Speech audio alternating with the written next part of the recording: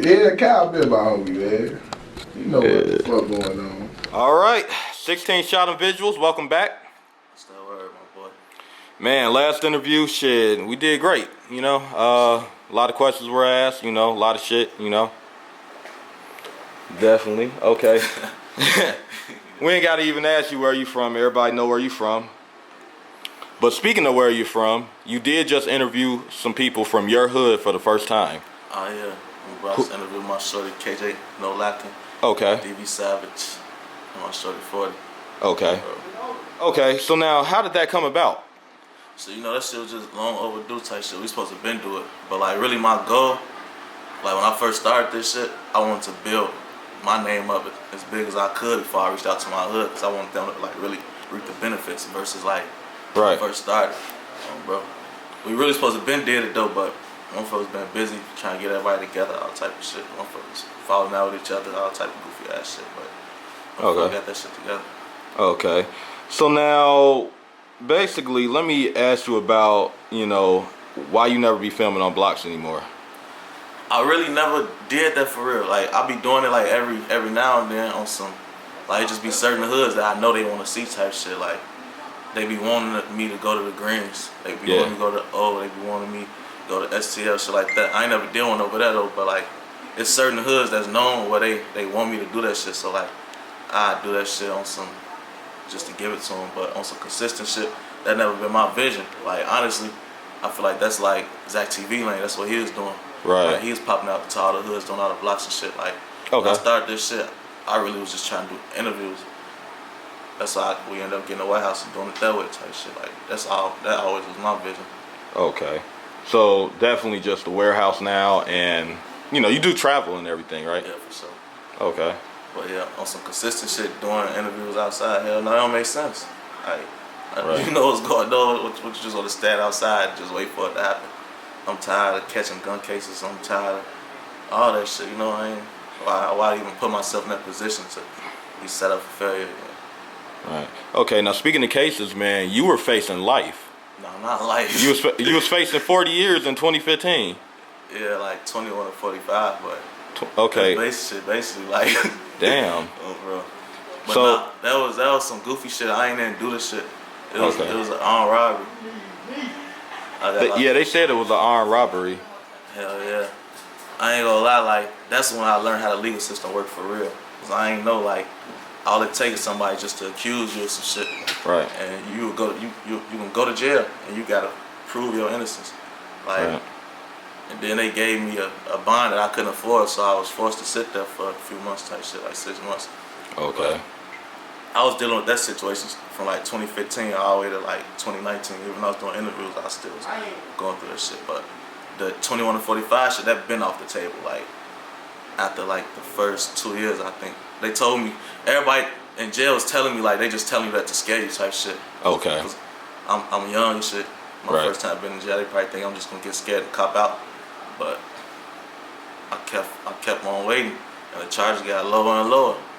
And then, cause there wasn't no evidence. It's like y'all charged me with an armed robbery. There's no weapon. There's nothing, no property. And then the place y'all said I robbed the person at, they said the phone. They said they arrived on the scene 5 minutes after the phone call was made.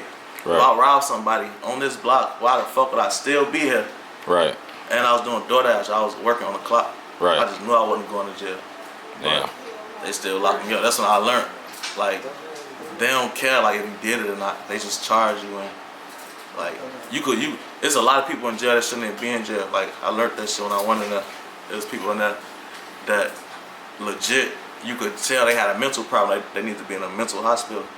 And they had them in jail and they just was lost in there not knowing where they at. Like it's this one nigga.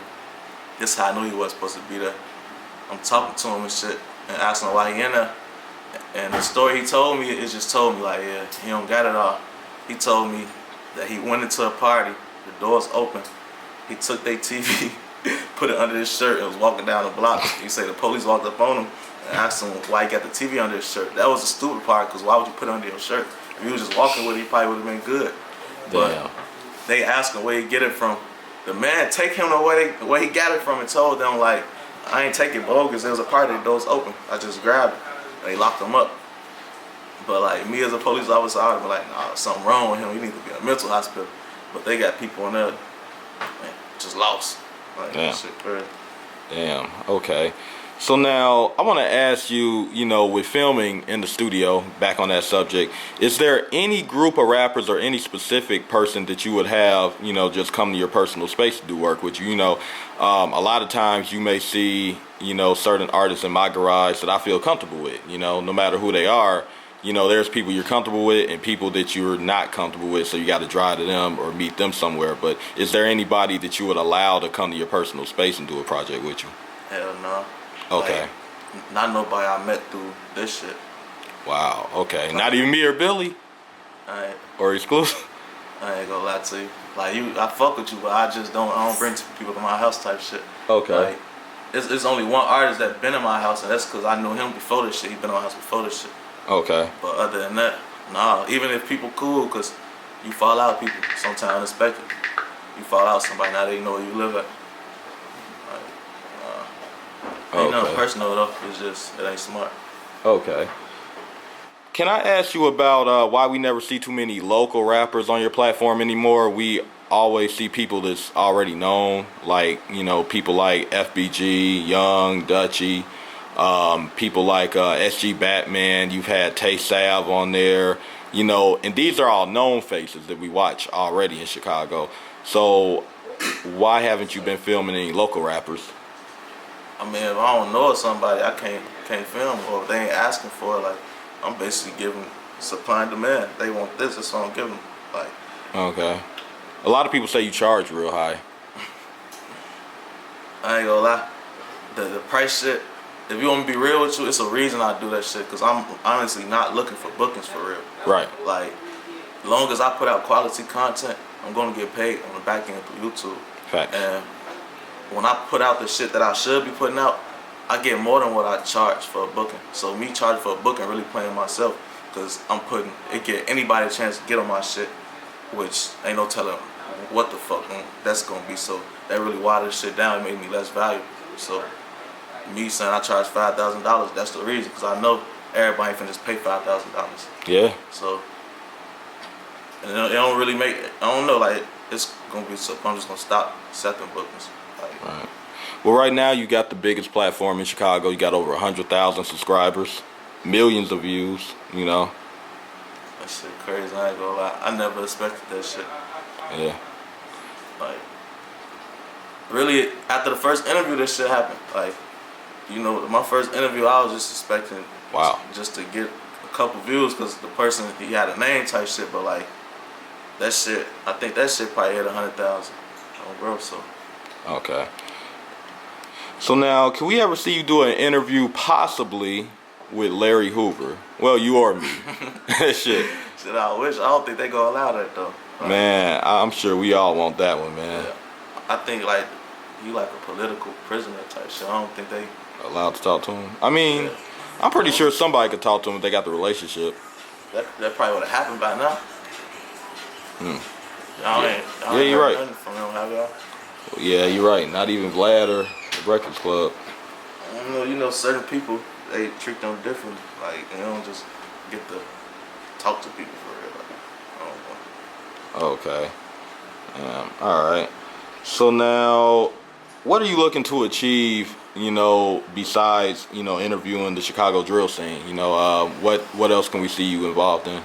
So really, on some real shit, just like doing a drill scene, it wasn't never my vision for real. So like, when I first started, I was trying to do everything, like dancers, models, whatever you doing in the city, clothing lines, but like, the fans ain't want that shit. So I can't just keep giving them shit they don't want, but like, that was my vision. But like, now, it's really to like, expand to other cities. Like, I got fans in all other cities, but like, yeah, I ain't really working in those cities as often as I want to. Like, I want to be as hot in LA as I am in Chicago. To the point if I want to move to LA, I can move to LA and still live the same lifestyle. Right. Okay. So that'll be my goal. Okay.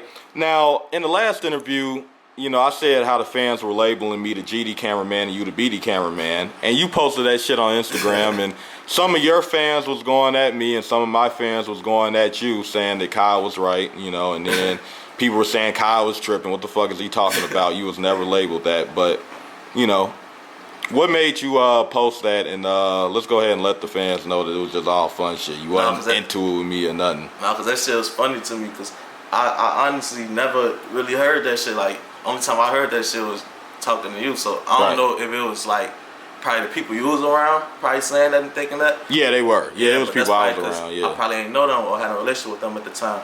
Like I was still fresh and new to this shit. Like So like I said, at first I feel like the BDs probably felt like I was fucking with the GDs, and the GDs felt like I was fucking with the BDs. And the whole time I ain't know none of these niggas. Like I knew of niggas, but I ain't really had no real relationship with nobody for real. But with me kind of like not really fucking with niggas. Not saying I don't fuck with niggas, but me not really like having real relationships. One side probably thinking, oh well, if he ain't with us, he with them. Right. Bro, I don't know. Like, I never really got that though. Like, I probably got like weird vibes from people where like they kind of distance themselves from me. But I don't get mad at that. I understand that shit. Like, you don't want to take no chance with your life. It makes sense. Definitely. All right, shit. Appreciate this interview, you know. So yeah.